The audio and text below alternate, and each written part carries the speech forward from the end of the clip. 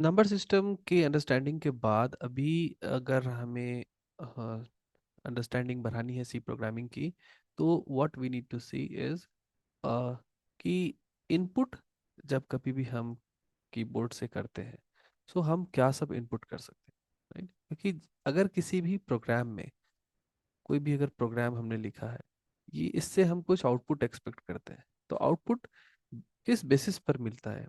Output output always input के basis पर मिलता है। तो ये चेक करना बहुत जरूरी है कि हम इनपुट कर क्या सकते हैं। तो if we consider our one input device, that is keyword sorry keyboard.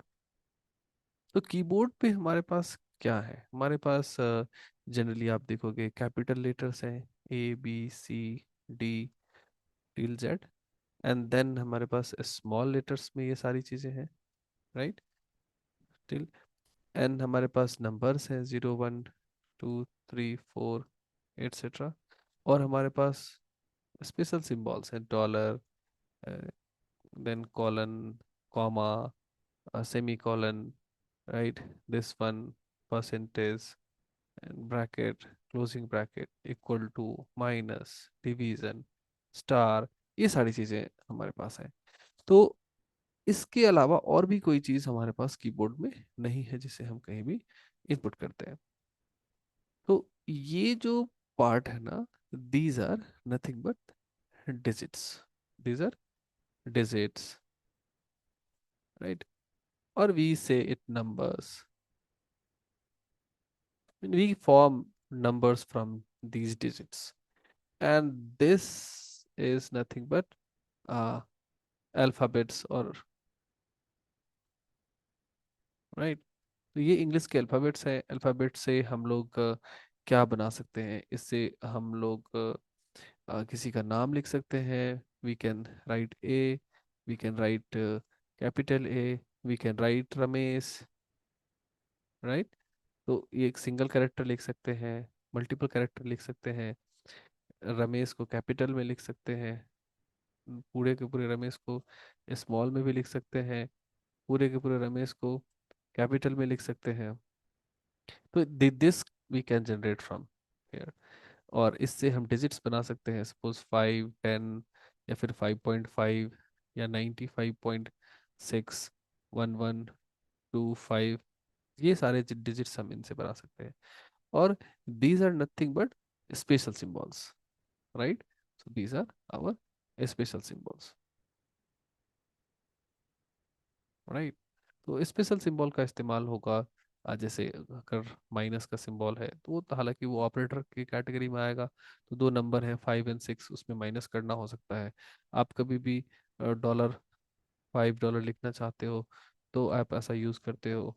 कभी भी किसी चीज़ों को आपको ब्रैकेट में रखना होता है, किसी चीज़ का परसेंटेज निकालना होता है, तो वेरियस पर्पस के लिए इन सिंबल्स का इस्तेमाल होता है। तो ब्रॉडली हमारे पास तीन कैटेगरीज हैं इन चीजों के लिए, राइट? तो जो इनसे जो डिजिट से बन रहा है ना, this is nothing but constant, right? So this is nothing but constant, और ये भी कांस्टेंट है। ये जो बन रहा है ना यहाँ, these are also constant. Difference क्या है कि these are numeric constant and these are character constant. तो प्रिसाइजली इसको हम लोग ना कैरेक्टर कांस्टेंट बोल सकते हैं, और ये वाला पार्ट जो है इसको हम लोग न्यूमेरिक कांस्टेंट बोलते हैं, right? So this is the basic difference between these two. अगर अभी इसमें भी डिफरेंस देखा जाए तो कुछ डिजिट्स ऐसे हैं, जैसे सपोज 5 10 ऐसे हैं जो जिसे हम बोल सकते हैं कि ये इंटीजर वैल्यू है। और 5.5, 95.6, ये सारा जो है वो रियल नंबर्स है, और इसको रियल कांस्टेंट बोल सकते हैं। तो कांस्टेंट्स के डिफिनीशन जो प्रोग्रामिंग लैंग्वेज के लिए हम डिराइव करते हैं, उसमें एक पार्ट इंटीजर का आता है कि कुछ कांस्टेंट होंगे जो इंटीजर्स होंगे, और उस पे इंटीजर के रूल लगते हैं कि अगर कोई इंटीजर है तो इंटीजर कांस्टेंट कहलाता है। फिर रियल नंबर है तो उससे फ्लोट कांस्टेंट या रियल कांस्टेंट भी बोलते हैं, फ्लोटिंग पॉइंट या रियल कांस्टेंट बोलते हैं, इसे फ्लोटिंग पॉइंट भी बोलते हैं, फ्लोटिंग पॉइंट। प्राइमरीली इन दोनों ही नामों से जाना जाता है, रियल कांस्टेंट या फ्लोटिंग पॉइंट कांस्टेंट। और जिसमें इन अल्फाबेट्स का यूज होता है उन्हें हम कैरेक्टर कांस्टेंट बोलते हैं। तो कैरेक्टर कांस्टेंट ये को सिंगल कोट में रखा जाता है, और जिसमें जबकि एक ही सिंगल कैरेक्टर हो और एक से ज्यादा होने पे इससे कैरेक्टर कांस्टेंट नहीं, ये एक स्ट्रिंग कांस्टेंट है जिसे हम लोग बाद में देखेंगे। ये स्टार्टिंग के लिए हमारे पास ये बस इंपॉर्टेंट है, this is what we call character constant. तो in this session, I tried to convey you what is constant, right? ये एक जनरली जब हम लोग कभी भी कांस्टेंट लिखते हैं तो हमें प्रिकॉशन रखना होता है कि उसको कैसे लिखना है, और आइडेंटिफाई करना बहुत इंपॉर्टेंट होता है कि कौन सा कांस्टेंट क्या है। बहुत सारी प्रोग्रामिंग लैंग्वेज है जिसमें आप को कांस्टेंट के कन्वर्जन के लिए स्पेशल कोई रूल नहीं है, बट सी थोड़ा सा स्ट्रिक्ट लैंग्वेज है।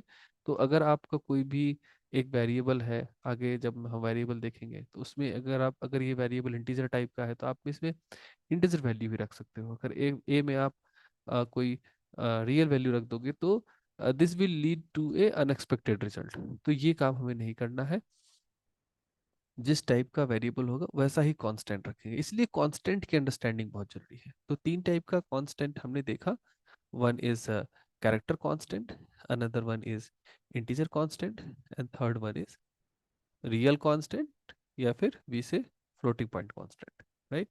So three types of constant we have already seen.